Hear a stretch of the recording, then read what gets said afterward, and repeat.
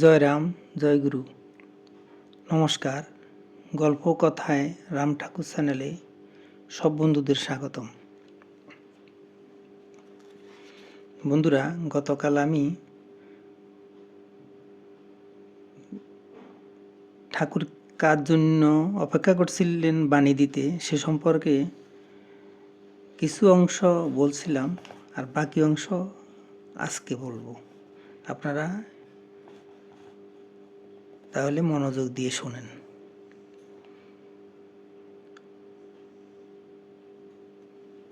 অনুপমা দিদি চট্টগ্রাম পৌঁছানোর পরে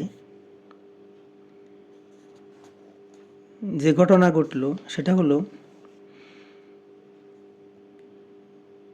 দূর থেকে তিনি অনেকগুলো লঞ্চ দেখছেন, কিন্তু ওইগুলি দেখে তিনি বুঝতে পেরেছিলেন যে ঘাটে লঞ্চ আসার সময় পার হয়ে গেছে। এমন হতাশার মধ্যে শ্রদ্ধেয় গুরুর ভ্রাতা ফেনী কলেজের অধ্যাপক শ্রী প্রমোদ চক্রবর্তী মহাশয় সেখানে উপস্থিত হলেন। তিনি ট্রেন ফেল করে এখানে এসেছিলেন। তিনি জিজ্ঞাসা করলেন, এ কি মা, আপনি কিভাবে? তিনি বাধ্য হয়ে প্রমোদবাবুর নিকট সব বললেন এবং বর্তমান অবস্থার জন্য কী হবে সেজন্য তিনি খুবই চিন্তিত হয়ে পড়ছেন ওই কথাও জানালেন। বাচ্চাদের খাবার কিনে দিতে পারেন এমন কোনো দোকানপাটও সামনে ছিল না। খুব স্বভাবতই তিনি চিন্তিত হয়েছিলেন। প্রমোদবাবু তখন হেসে বললেন যে, আপনি আর চিন্তা করবেন না, মনে হয় এজন্যই আমি ট্রেন পেলাম না, ঠাকুরেই আপনার জন্য আমাকে রেখেছেন। তিনি তখন বললেন যে, এখন গয়নার নৌকা আসবে। গয়নার নৌকা হলো এক ধরনের বড় নৌকা।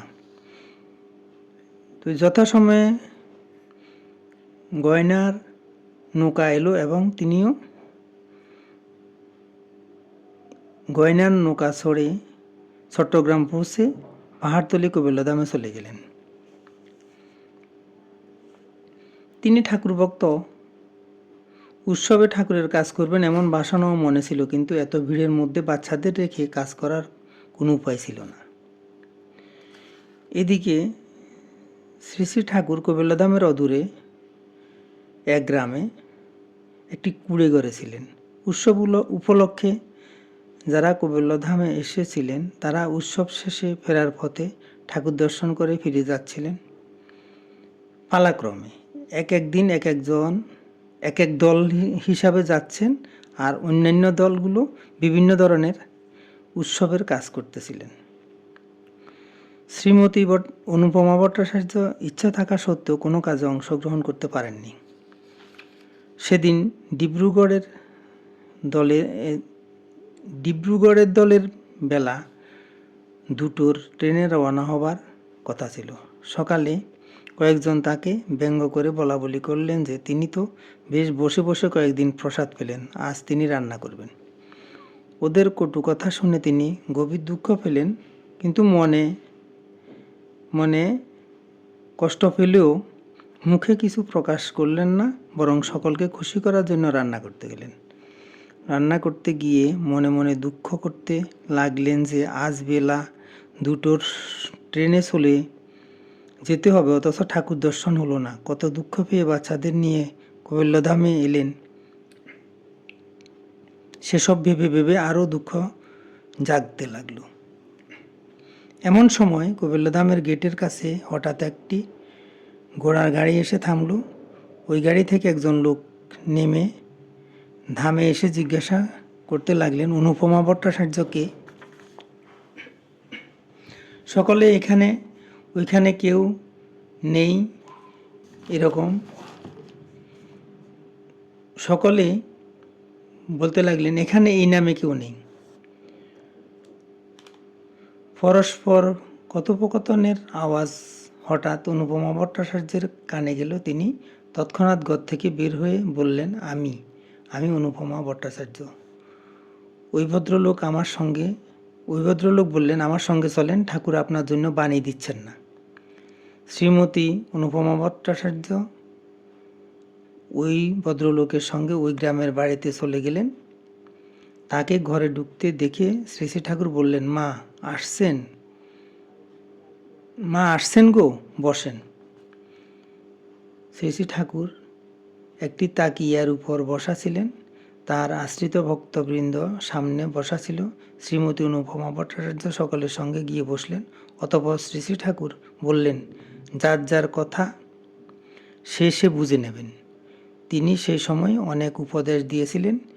এর মধ্যে একটি উপদেশ ছিল, মানুষের চলৎশক্তিই চণ্ডী। শ্রীরাম ঠাকুরের কৃপাতে অনুপমা ভট্টাচার্য সবই পেলেন। তখন সঙ্গীরা সকলে তাকে কিভাবে আদর আহ্লাদ দেখাবেন ভেবে পাচ্ছিলেন না। তার বাচ্চাদের তখন কত আদর। যথাসময়ে তিনি ডিব্রুগড়ে ফিরে গেলেন। পথের সম্বল দয়াল ঠাকুর, তার কৃপাতে কোনো কিছুই অপূর্ণ থাকে না। বন্ধুরা, এখন আমি ঠাকুরের বেদবাণী থেকে দুটো বাণী পাঠ করে আপনাদেরকে শোনাচ্ছি। ঠাকুর বলেছেন, সংসার মায়াময়, ইহা মনের বৃত্তি, সুখ দুঃখ সংঘাত চেতনাকৃতি। ঠাকুর আবার বলেছেন, সর্বদা ভগবৎ স্মরণ করিতে চেষ্টা করো, তাহাতেই মলিন সঙ্গ মার্জিত করিবে। নিত্যকর্মের অনুষ্ঠান যাহাতে করিতে পারো, তাহার প্রতি যত্ন করিতে ভুলিবে না। গুরুই সকল অভাব মুক্ত করিয়া উদ্ধার করিবেন। বেদবাণী 1। বন্ধুরা, আজ এই পর্যন্তই। আগামী দিন আবারও শ্রী শ্রী ঠাকুর সম্পর্কে গল্প বাণী নিয়ে আপনাদের সাথে থাকব। বন্ধুরা, চ্যানেলটি যদি আপনাদের ভালো লেগে থাকে তাহলে বেশি বেশি করে সাবস্ক্রাইব করে পাশে থাকবেন। আর যারা নূতন বন্ধু আছেন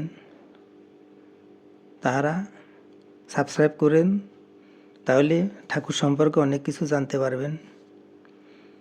লাইক, শেয়ার, কমেন্ট করবেন। ধন্যবাদ, ভালো থাকবেন। জয় গোবিন্দ, গুরু কৃপাই কেবলম।